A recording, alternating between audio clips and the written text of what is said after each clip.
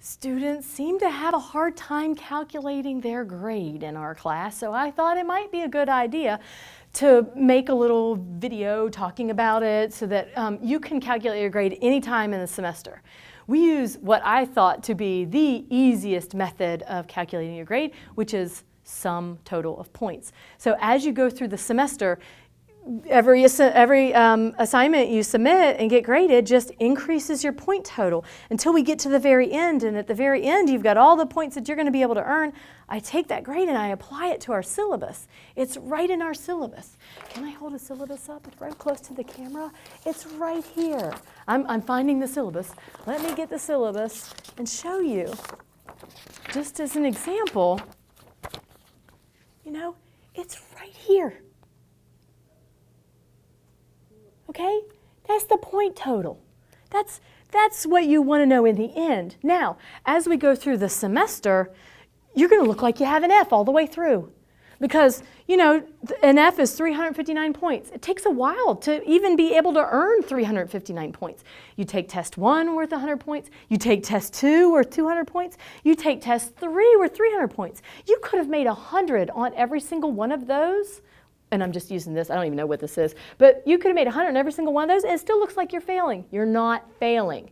You haven't had test 4 and 5 yet, okay?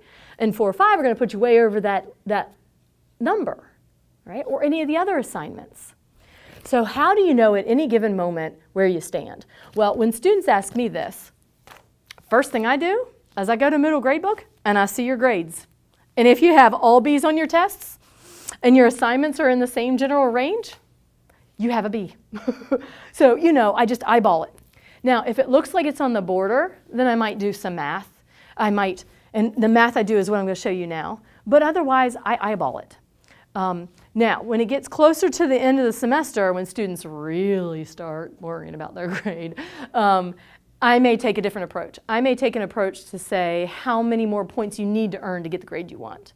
You can't do that at the beginning of the semester as easily because you've only taken one assignment. You got 500 points left to earn. You need 432 of them. That doesn't really tell you much. But when you have 1 or 2 assignments left, then you can really figure out what you need to get that grade. So I am going to use an example of this grading scale. I don't even know what class it's for. It doesn't matter. This is a general point, right? This would have been a good thing to already have written out. I've never done this kind of video before. I didn't know. All right. My hair away. I'm just taking this right off the syllabus. You have the syllabus.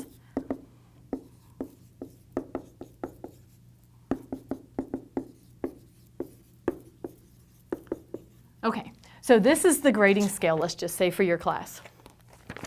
And you want a C because you don't want anything lower than a C. So your goal is 420 points. Goal. Because you know what? You just need the bottom number. There's no benefit for being 463. You just need 420. A C is a C is a C. We don't have minuses and pluses. This is all that matters. So you need to get that 420. That's your goal. And let's say we are halfway through the semester and you have 170 points so far. Okay? You need 420. You have 170. This may be when you go, how many more points do I need to get on the remaining assignments to get a C? Well, I take 420 and I subtract 170. This is what's needed. This is what you have.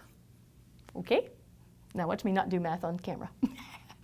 0, PP, 3, 12, 5.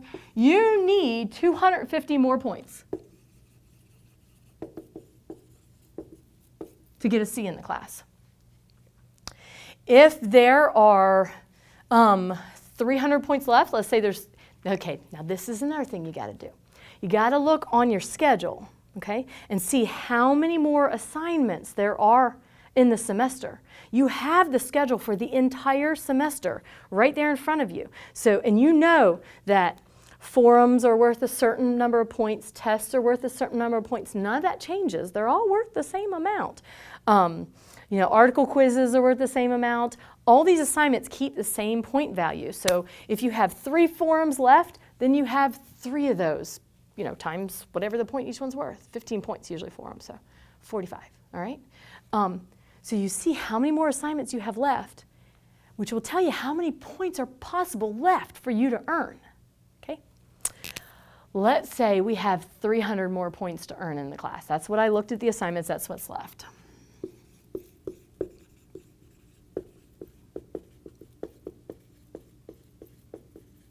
$300 more points possible. You need 250 points, okay? Minus 250. How many you need? That leaves 50. You can miss 50 points out of the remaining assignments.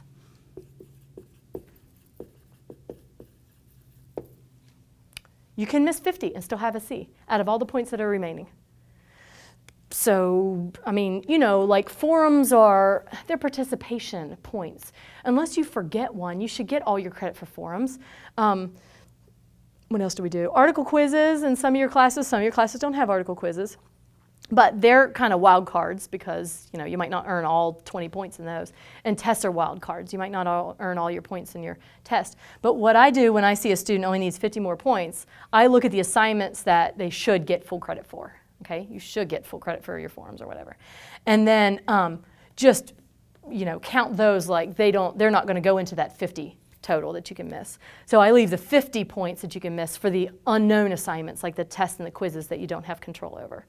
Okay, this is how to calculate your grade at any point, other than just sightseeing. Sometimes Moodle shows a percentage. I try to block the percentage because it's not accurate. For the way that I do it, but sometimes I don't remember to block it. So if you see a percentage and have questions, let me know.